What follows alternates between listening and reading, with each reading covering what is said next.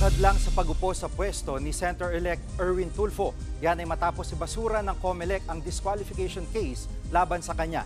Nangunguna sa balita si Mon Gualvez. Mon, anong basihan sa desisyon ng COMELEC? Jiggy, dinismiss nga ng 2nd Division ng COMELEC yung inihaing disqualification case laban kay Senator-elect Erwin Tulfo. Napagsama-sama raw kasi yung mga grounds ng reklamo sa iisang petisyon na labag sa Section 23 ng COMELEC Rules of Procedure.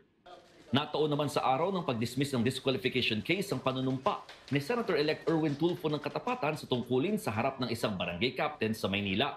Ikinalugod naman ni Tulfo ang mabilis na aksyon ng COMELEC. Parang paulit-ulit na lang. Citizenship, nasagot na eh. Ilang beses na final yung citizenship.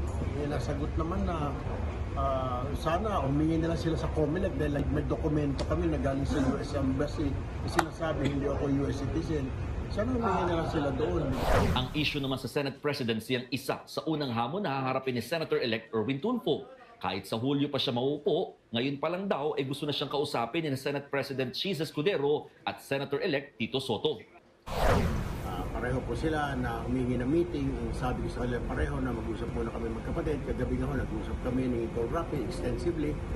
Pero hindi pa rin nakakapag-desisyon, hindi pa rin ho nakakapag-desisyon.